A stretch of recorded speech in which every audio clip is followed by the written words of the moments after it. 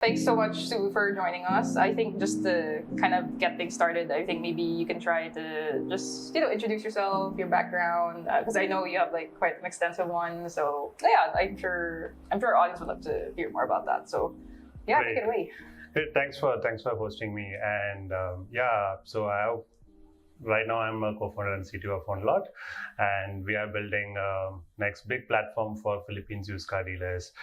Basically, we provide working capital for car dealers so that they can boost their sales and getting more inventories into their lot and make good money out of it. Yeah. Right? And prior to OneLot, I've done couple of startups, and I was doing Dart. So Dart is another quick commerce solution for Philippines, and then worked on a bunch of unicorns, let's say Gojek, Traveloka, then Redbus.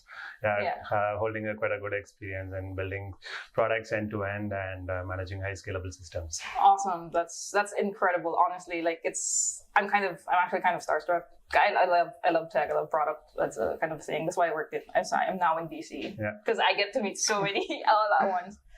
So yeah, obviously you're a repeat tech co-founder. Like CTO, like tech engineers, leading devs. I'm sure that's come with a lot of learnings, a lot of lessons.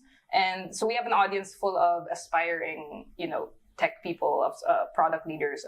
What advice could you give to these people just starting out, considering your extensive experience? Okay, so see, when we are migrating from a engineering background to entrepreneurship, the major challenge is it was always into building more features, right? Yes. That is one thing. Obviously, any engineer or any developer who will jump into it. Okay, I want to build this cool feature because looks awesome, and I want to have more challenging features. But the first question which you have to ask as part of entrepreneurships: does this really make value to customers? If a feature is going to add a value to a customer, for sure you have to build it, right? Just for the sake of building features doesn't make sense in terms of entrepreneurship, right?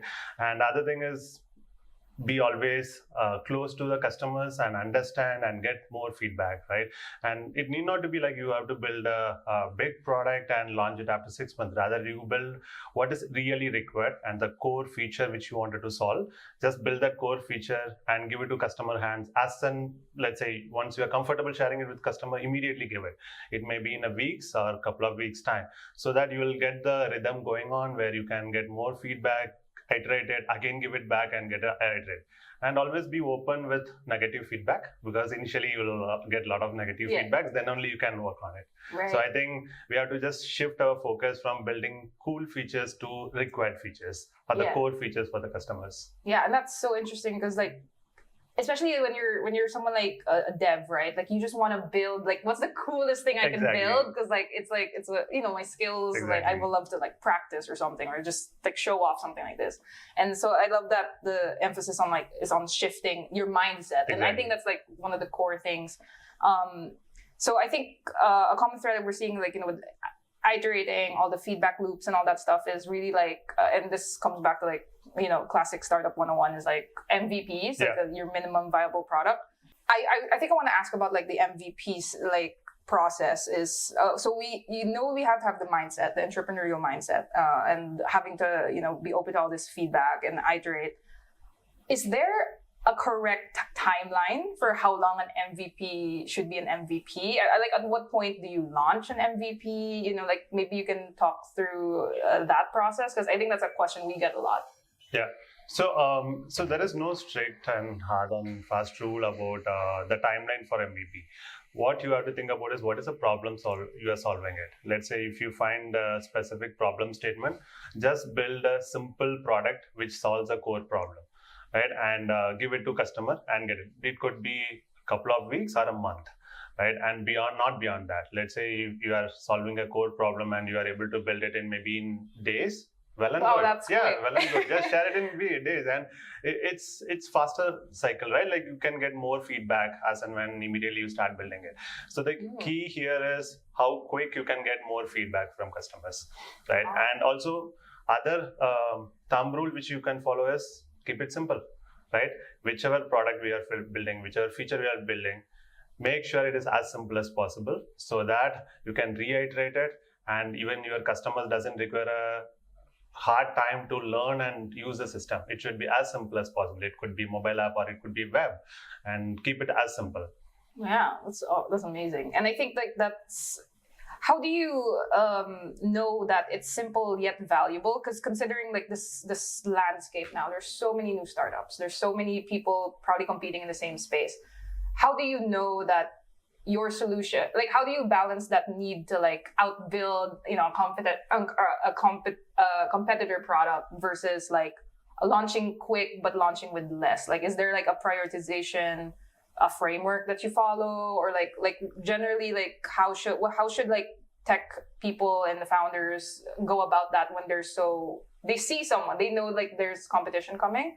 How do they know when it's good enough to actually launch the you know, those early adopters? Okay, so there are some key metrics which we can start following. Is one is the adoption rate and how much feedback which you are receiving it. Let's say if you onboarded, let's say 10 customers, right, and try to understand where they click, where they spend more time in your product. Is it due to a challenge they are seeing, and that's why they're spending more time, or they are really interested in that particular feature or a module, right? That's how where you can drill down and start adding more and more features, right? Instead of going on a breadth first, saying add more features around the product, rather you go in niche about, okay, am I solving an exact problem for this customer, right? And for example, if you think about a big giants, and they might be having a lot of features added into their product, and hardly people might be using those features, right? But in a startup world, you should focus more on how you can get the customers repeatedly come to your platform and make use of the system. Right? With that, there are a bunch of metrics which you could follow, click through, time spent on your platform. Are they regularly coming and checking in your platform? Let's say, what is your daily active users count, and what is the funnel? You can set up your funnel. Let's say if you are building an e-commerce, find where the dropout happens. So that is a place we should focus more and understand. Is it due to a button which is not well explained what it does, the call to action, or is it something like people doesn't even know what to do there? So that is something as a tech person we should really understand, and wear a hat of a product manager and understand where people spend more time and make changes. Right? Yeah, awesome. So I think like shifting the focus from like the MVP and like to something more like long term, you know, as you validate your MVP, you're getting like all these new users, you're attracting all sorts of new customers. How do you, and this is, I think, a lot of like especially tech founders, especially like CTOs or tech co-founders struggle with this. How do you balance the need to, let's say, refactor your code, make your code like the cleanest, simplest, nicest, fixing bugs to retain customers? So yeah, switching the conversation from, you know, MVPs, very early stages, trying to get that first validation, to now maybe starting to grow before you scale and you're trying to get all these new users and all that, and maybe you already have consistent, you know, users. You have daily average users and monthly average, whatever. How do you, and I think a lot of tech co-founders and, you know, especially first-time ones, I think they struggle with this need to, how do you prioritize the need to, say, fix bugs, refactor your code for, you know, to make something better, not have tech debt, you know, all that stuff, versus the need to like build something new features to attract maybe a new customer segment, or just to attract the customer segment you have been targeting? Like, what is the balance there? Okay, so being a first-time tech founder, right? Always you will have that itch of building something extremely perfect, right? There is no system called perfect system, right? Always there will be improvements. Always there will be tech debts, right? First thing which we have to keep in mind is it's okay to have bugs. It's okay to break the systems, but what we have to prioritize it. Let's say if there is some bug or feature which is breaking badly and customer is not able to achieve the core problem, or they're not able to solve the core problem statement which you are trying to build it, that is a key thing which has to be immediately fixed and addressed. It could be bugs, or it could be something firefighting which you have to do it in the production. Just go put all your energy in fixing that, so that customers are able to make use of the system and build the product reliable. So if there is no reliable product, then adding more feature doesn't make any sense. Your core functionality is broken, and adding more and more features doesn't add any values for customers, right? So the core feature is you have to have a reliable product. Even if it does one feature, that should be reliable. Yeah. Then the second thing is you add features which is related to adding core values to the customer. Let's say you add feature which is completely out of your core problem statement, that doesn't make sense. Right. So try to add features which will solve or add more values on top of what you have already given. Right. So the roadmap can be built in such a way you keep adding features and features on top of it, which is going to solve one goal, which is the core problem statement you are trying to solve. Awesome. Yeah. And I think it's very helpful, like, to keep in mind, because like, as a startup, we don't have the luxury of doing, not necessarily doing both at the same time with the same intensity. Yeah. Sometimes there is a time to like, okay, we have to switch from building new product mode to, okay, fixing this fire that could cause churn or something. Yeah. So I think that's a really good like thing to keep in mind. It's like really going back to like your core principles and your core, what is the problem that we're trying to solve? Like just keep going back to that. I think that's like a really common thread that I'm seeing in this discussion. I think that's really good for founders to keep in mind. And one more thing regarding the refactoring, right? So refactoring is something which has to be done on a regular basis, but that doesn't mean that for the sake of doing it, you have to do it. Right. The core principle, the first thumb rule, have to have a reliable product, right? Which comes out with the turnaround time of fixing a bug.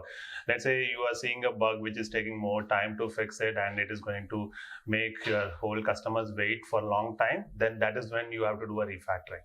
Mm-hmm. Let's say if you are fixing a bug which takes days, then for sure it has to be refactored so that the turnaround time to fix the issue and make the product again back live, which would be shorter in maybe in hours or minutes.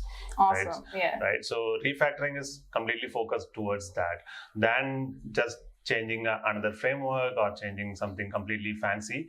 But refactoring should be reducing the effort of a developer to fix the bug and get the product live immediately and make it more reliable.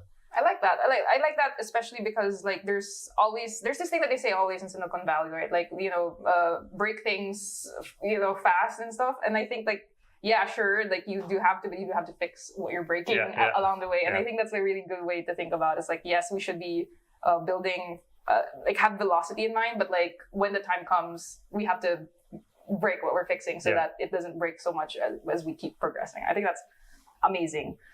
So we've been talking a lot about like product, tech, prioritization and all that stuff. I want to kind of zoom out to like a more starting out kind of a team. Let's say, what if I'm a solo founder and I'm not really a tech person. Maybe I'm more the ideas person. My skill set's maybe more like a CEO or something. And I want to build a tech product. What's the best way forward? Is it to build in-house, like to find like a tech co-founder, or is outsourcing your development stuff, is that an option? Like, what's your take on that? Okay, so as a non-tech co-founder or a founder, right? So first thing you have to think about is whether you have validated your idea. To validate an idea, you don't require a tech person, right? Because nowadays there are a lot of no tool or low code tool is there, and you can simply build and validate your ideas. Let's say once you are convinced with your idea and say that, okay, now this is something which I wanted to build a product and understand whether this works out, then what you can do is you have to take a choice of whether you want to have a in-house team or you don't want to have an in-house team. Right. So it has both pros and cons. Let's say you have an in-house team, you will have more flexibility and you will have shorter iteration time and you will be able to make changes quickly and move faster. But it comes with a cost where you have to hire a tech team and manage it. Right. On the other hand, if you go with outsourcing, then it is like you can just chill out and say that, okay, now I have completely handed over to an outsource team and they build it. But it comes with the cost of you will not have many flexibility over getting more feedback iteratively and change it quickly. That is another cost which you have to think about it, right? But if you are well confident that this problem statement is going to work, then it's the right time to find a tech co-founder, right? Again, and if you find a person who is able to share the same passion like the problem statement which you are trying to solve, that is the time you have to hire a tech co-founder. Nice. And semi-hard question, and I feel like there's no like one right or wrong answer to this, but like how would a non-tech founder find the right tech co-founder? Like, what are the ways that, like if someone were to reach out to you and like say, hey, you want to start this startup with me? Like, how can that happen? Okay, so let me tell my personal experience working with my founders during that. So that is the first time I started working with Julian and Tommy. And it was like a simple dating. And we worked for 3 weeks. Just like how you find a dating partner, right? You finding a co-founder is also like you get into a dating, you try to understand their working behavior, culture, what kind of passion they are trying to bring into the table, and are you in the sync with the same mindset? If you find that, then that is what it is like. How you use Tinder in left swipe or right swipe, right? It is exactly the same. You work with them for 2-3 weeks, then you'll understand how things goes. Then you can take a decision, right? Being a non-tech co-founder, you can understand about how the person is thinking about your problem statement, how he's driving your ideas to the next level by bringing in tech solutions, right? So then that's a positive sign. Because tech co-founder doesn't mean that he has to think only about tech solution. He has to think about the real problem statement, what is really required on the ground. Because you have to balance it out. How do you channel the requirements from business or the customers and make the right tech solutions? Right. So yeah, I think you should go consider that as a dating process. It's like, just go ahead and work out for 2-3 weeks, then you'll eventually get to know about the other person. Yeah, and before you like consider like, okay, this is it. This is the right partnership. Yeah. I think that's a really healthy way of looking at it, because it takes away the pressure of thinking, okay, every person that I'm like kind of talking to, like this could be it. This could be the partner. It's like, no, it's going through a process, just like building your product. It's going through a process, trying to see does it fit with what this customer needs, etc. And I think that's amazing. And yeah, I guess to sum up this conversation, given that this isn't you and your co-founding team, this isn't your first startup. I'm sure you guys have made a lot of like wins and mistakes along the way. And I think like something to just wrap up is what's like a big, maybe the most valuable mistake you guys have made in your startup founding journey, and that's something that you could share with the rest of the audience who maybe have yet to make the same mistakes and could maybe avoid the same thing. From tech side, what I would say is, we have to go faster. So earlier we were thinking about, we were building a quick commerce, right? And we took some time to build an app and going to customer and expansion, right? And that was during COVID time, and it comes with the cost of expanding to other region. So we have to think about how do we build a product which is lean, which has a lean team, and you are able to build a product and attract more customers. So that's a growth hack which we have to figure it out. And now we are in the right track of having a lean OneLot team, and we are building a growth hacks so that we can attract more customers with a low burn rate. Awesome. Yeah. So I think that's a balance we have to maintain it. Like you have to keep the burn low and find more customers. Yeah. Burn low, keep burn low, find more customers. That's key. Okay.